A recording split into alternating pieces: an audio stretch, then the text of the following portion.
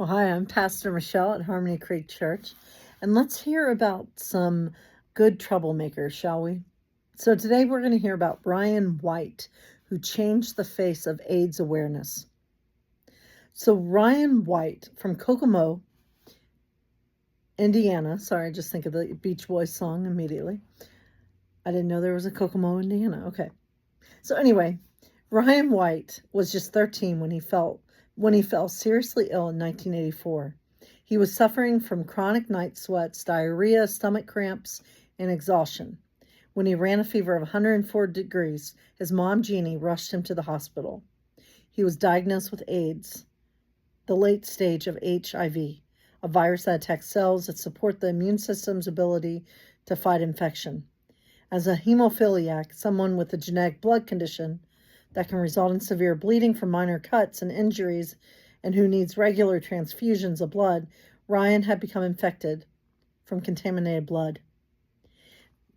Doctors told Ryan he only had 3 to 6 months to live, but he was still determined to return to school.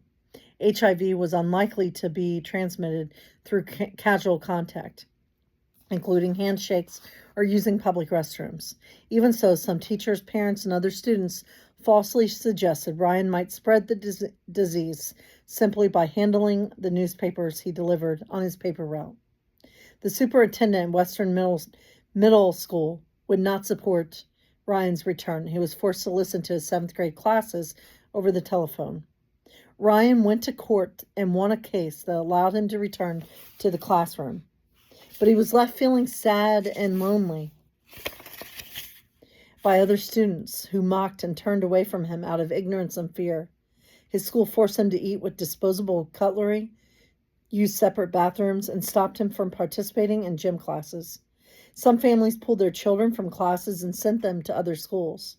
His family was also targeted, with trespassers breaking windows at their home and cashiers refusing to touch their hands at the grocery store. Although there were cruel people in their community, the Whites received support from other families who defended Ryan's right to attend school. His local paper, the Kokomo Tribune, offered their support despite threats. Ryan bravely spoke out about the misinformation and bigotry he had suffered and soon became a national face for HIV or AIDS. He helped inspire other youth to be allies during nationwide school visits and charity events. Ryan's talks focus on confronting prejudice and stigma by building public awareness and calling for kindness and empathy. After living 5 years longer than doctors had told him he would, Ryan died 1 month before he finished high school. Congress passed the Ryan White Comprehensive AIDS Resource Emergency Care Act in August 1990, and to honor the difference that Ryan made with his activism and legacy.